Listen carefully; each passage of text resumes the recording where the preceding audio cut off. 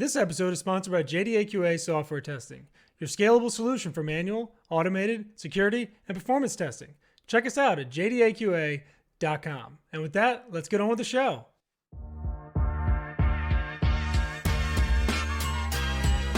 This is The First Customer, hosted by Jay Agner.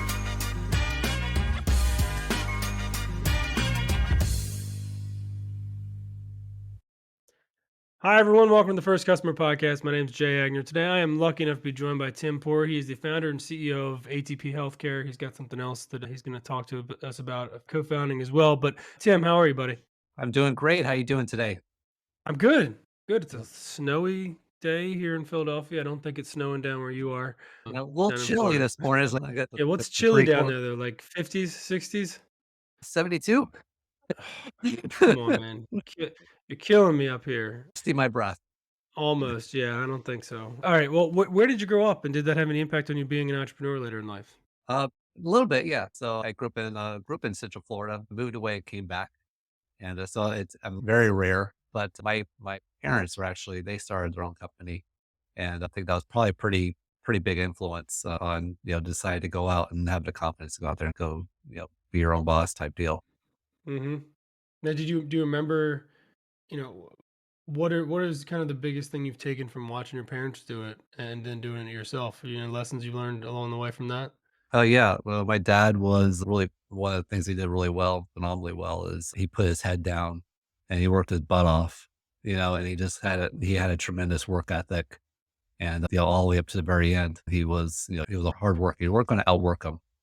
And that's really I think that's really key. If you're going to be going out and then doing something, have that kind of like being that stubborn and just relentless, not giving in, so, Mm-hmm. I think that was really key to pick up on that. Yeah, but let's touch back on that. What is ATP Healthcare? What do you guys do? Who do you serve today? Yeah. So we were in the healthcare arena. Obviously, we work with hospitals, patients, and families, and finding post-acute care placement options for very challenging patients. We'll work with families individually, but probably most of our work is actually with hospitals or state agencies will contact us, and we work on mitigating the issues that's preventing the safe and effective transfer of a patient to the next level of care. What does post-acute mean for us that are not in the medical Yeah. So community? acute is going to be your hospital stay, and really the hospital is just basically there just to triage and get you stabilized, and begin to point you into your new direction or your new normal. And then you have post acute, which is all the care that happens essentially outside the hospital. And that can be kind of a hang up sometimes. Payer issues, criminal background, social issues, those are most common. Clinical complexity. We also see that quite a bit, be able to match services up. And it's pretty complex. So there's a lot of things in there that can lead to the outcome that we're not wanting. You don't want to be in a hospital for too long. Is essentially nothing good happens in a hospital after 20 days. It's just Okay. yeah. And where did ATP come from? How'd you guys start that? Well, that really kind of goes to that first customer. So my background was in post-acute care. I worked in areas such as hospice, home health. I worked for a skilled nursing provider and actually worked for an investment group that we purchased skilled nursing facilities. And so had experience in what you have to do to make sure that these issues are sort of resolved and getting your patients into a building. I left that, but I kept having hospitals call me saying, "Hey, could you come and take a look at this patient? This patient's been here a while. Let us know what you think," type deal, kind of help us out. And then finally, there was a case, individual had a criminal background, was pretty serious, and they had been in the hospital for quite a while. And at the end of the day, it's taxpayers that end up, and folks with commercial insurance end up paying for that. But we ended up finding a placement option for him after he'd been in the hospital for about 100 days. Hmm. And that actually turns into nothing. 100 days is nothing. We just worked with a client. They'd been in the hospital for almost 2 years. Wow. It's just like, you go through mitigating, working through what are the issues we have to do to get that patient out. And we got them into a safe discharge in all situations. So our discharge options aren't a bus stop or, something like that. It's like, what's clinically appropriate for that patient. And Mm-hmm. until our first customer said, you should charge for this. And, I was like, I think we'll work on a way to figure that out. And, it took a little while, but we got a package together and hospitals started using us. And that kind of led into our second company because, this is a very manual task. We said, well, there has to be a way in which you can develop a machine to go do this for you because it's a lot of it's very repetitive. It's the same thing again and Mhm. again, at least parts of it.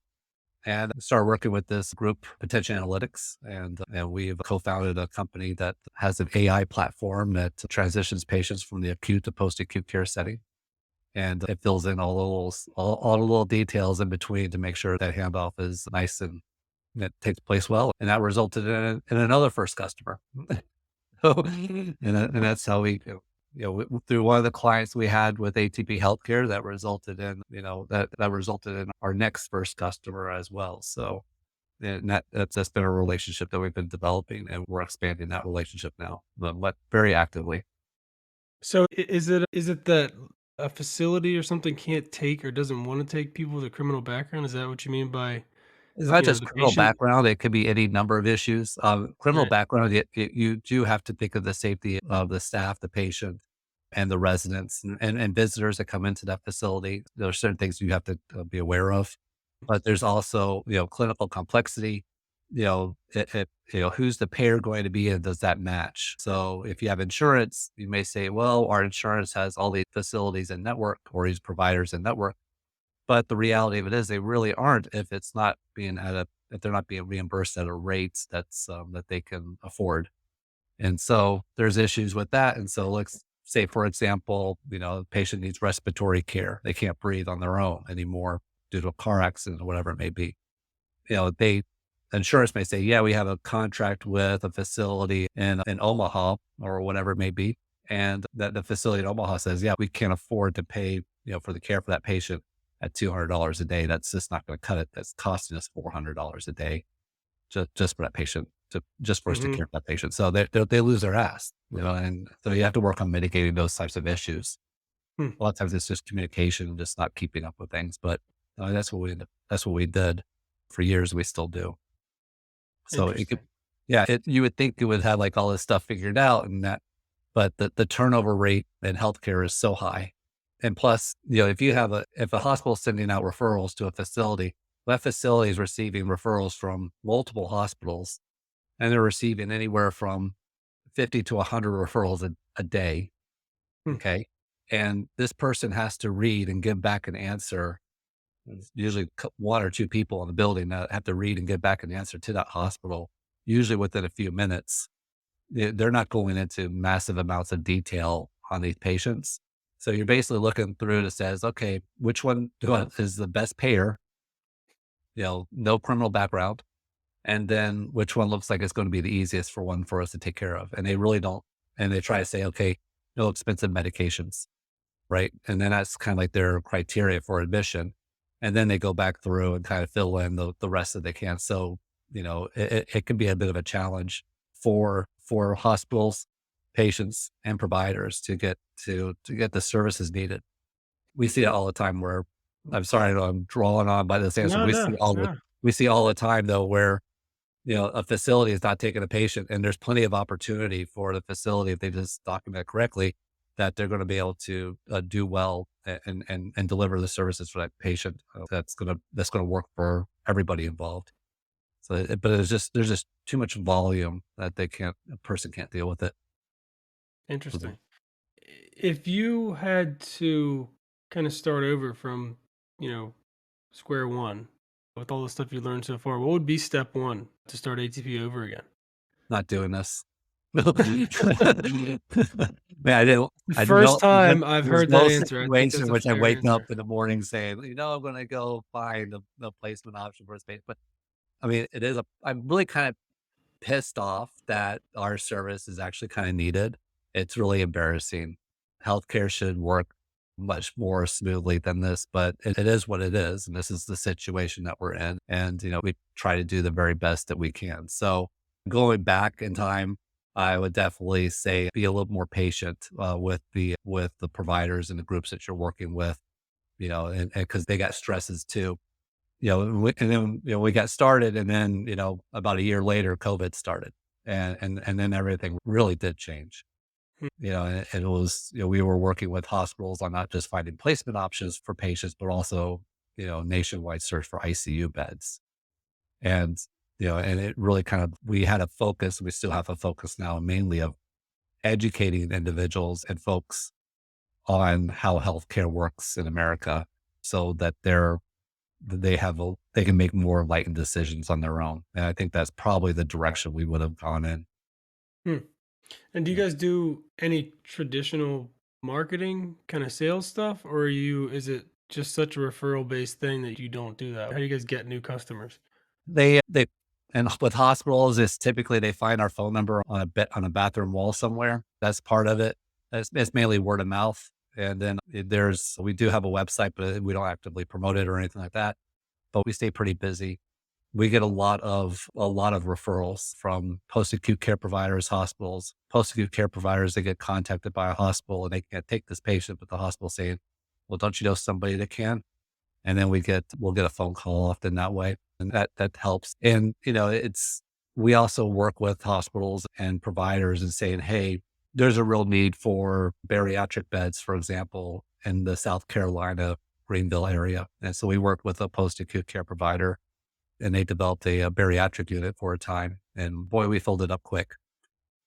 So bariatric is people who are overweight, and during COVID, it was very difficult to get surgeries and stuff like that. And folks that were overweight, they weren't getting bariatric surgeries or stomach reduction surgeries, and so that was becoming a challenge. And so we were having to place these individuals, someplace safe, in the meantime. And so there was bariatric unit facilities popping up here and there, kind of help with the overflow word. And we're not talking like, you know, 200-300 pounds and stuff like that. We're talking like 600-700-800 pound individuals. Wow. It was very stressful. We're gonna feel a lot of ripple effects for years to come. Hmm. How big is your team? So there's 5 on the ATP Healthcare side, and then when we join forces with Potential Analytics, we more than quadruple our size. We're like closer to 30 at that point. Okay. Yeah. And what's the difference from a business perspective, running a business perspective between your first and your second? Like, what is the kind of, is it a completely different world now that you're working on it's a product, right? Your second Yeah. platform or your second Yeah. business is a product, right? Yeah. So it's pipeline generation, maintaining your pipeline. And then, because we think we have a pretty good service figured out. And then, at that point is that conversion of pipeline. But you have to be able to be maintaining and developing a pipeline continuously. So you have to also be speaking with customers constantly and anybody who you think may be a customer. And, we have a pretty broad reach. So you have to be a very good listener and just let people just unload on you, right? And just talk about what their frustrations are and just be a good listener. And, you may not be able to help them, but, at least you listened. It's just 9 times out of 10, that's all they need. There's a lot of those people though, you can grab ideas and grab solutions for them. But Hmm. yeah, it's pipeline. So I work with LinkedIn a lot and I'll reach out to, any connection I have. And I ask them, basic questions. I don't try to sell them. Just ask them basic questions like, "Hey, why are you here? Are you here to network? You have questions about length of stay, or is there somebody I can introduce you to, like type deal." I'm not selling them anything. Right. Hmm. And then, because you have to give a shit about people, you have to understand like what's going on with them. What are they here for? And then, work on helping them with that problem. And do you have good conversion from LinkedIn? Not bad. Yeah. Not bad at all. Yeah. So I mean, it's a very nebulous place. Yeah. LinkedIn. It's It's so tough. big. It's so big and there's so many people there. How do you just wrangle it? How are you going after specific types of people? Are you connecting with specific types? Are they connecting with you? Like how are you using Well, LinkedIn to fill that pipeline? so at LinkedIn, once you get over 500 connections, right, you're going to be, people are going to be connecting with you. Right. And it's Right. usually like, you know, uh, you, some name that's obviously not in the United States. And they're like, yeah, we can solve we can outsource your needs here, like type Right. deal. There's plenty of Right. those guys, right? But there's certain individuals that you want to like, you just want to just connect with that's going to build your network out quickly. And then from there, you can kind of like delve in a little bit deeper. So like, who's going to be like a good person? Well, realtor's going to be a good person, right? Realtor is a very good person to connect with. They're going to have a pretty broad network, and it's going to be at different market levels. And, it can kind of like work from there, figure it out. So, obviously with, with our services, we're interested in speaking with folks when, in the hospitals, on the directors and, executive side of hospitals. But we're pretty open to speak with anybody. LinkedIn polls was always really a powerful tool. They've changed the algorithm on that recently, so it's got to sharpen it up a little bit. But just connecting with people, and then just keeping that message going with them. Hmm. That really helps, and you're building a real connection with that individual, even though it's through a keyboard. Much more than saying, "Hey, let's go schedule a meeting as quickly as possible." It's bullshit. Keep the momentum going. Let's go chat for a little bit, and see what's going on. How do you? Like, I mean, healthcare is a dry, you know, scary industry. How do you keep yourself motivated? Just in general, from a day-to-day perspective, how are you really, waking up every day and trying to attack things with the vigor that you have to as a CEO? I I'm pissed that we have to do it. This is the longest I've gone today without cursing. I go to church right across the street pretty a couple times a day. And I mean, just about because it's just like, I mean, you're just like F and bleep bleep. Right. And you have to kind of understand though, it is not, there's really not evil people in this.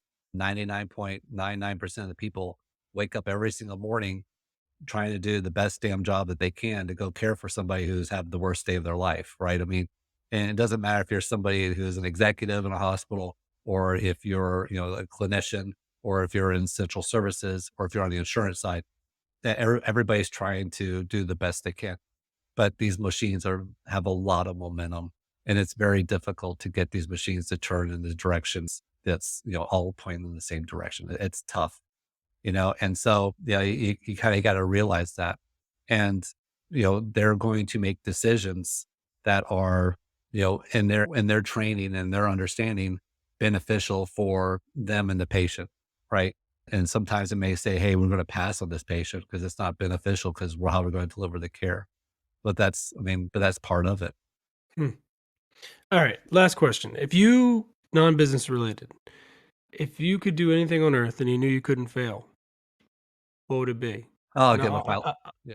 I was almost gonna say not healthcare related too, just to break it up a Yeah, not little bit, health related. That's just fine. Yeah, just to I get give the you a little assignment. bit of a break from it, for 5 seconds. Oh, I was, before this company got started, I was going to take flying lessons, and Oh. I was in post acute care. I was like, I want to go work for an airline, or even a cargo company, or something, commercial airlines or something like that. And Mhm. I was gung ho, ready to go. Wife sits down next to me. We have a hospital that's saying, "Hey, we'll pay you for this." And then my wife tells me that, we're pregnant with our second child. And I'm like thinking maybe aviation isn't the best time, best bit of timing. So, Okay, fair enough. I mean, I love that. I'm a student pilot, so I I love, was so envious. I love it. Well, I was so close to getting everything wrapped up, and then we had our 5th child, and I knew if I didn't get it done before she was born, that I was gonna have to hold off, which I did for about a year, so I'm still in limbo, but yes, I go do it, man. There's no reason Yeah. why not to do it, Yeah. It's a good time. It's a different story now. Now to think like, yeah, like, we're just a few years out, like, and then go get that pilot license and that sort of stuff. My co-founder, he's a pilot. And I was like, I don't even want to talk to you about like what you did over the weekend. I don't Yeah, don't tell me where you flew and all the fun want stuff you did. I don't want to I hear don't about wanna the hear it. $100 hamburger. Right, right, all the great airline food or airport food. Alright, well, if people wanna find you, Tim, or ATP, how do they do that?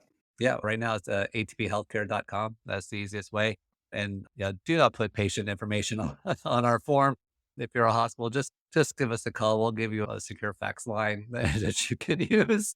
Uh, yeah, just kind of, let everybody know about that. But yeah, just reach out to us, give us a call, and we'll get back to you as soon as possible. Beautiful. Well, I feel like you're a very genuine guy and you're out there doing good in a really shitty place, so keep up the good work, brother, and we'll talk again soon, alright? Thanks, Tim. Thank you. Thank you. Have a wonderful day. Use movements, yeah.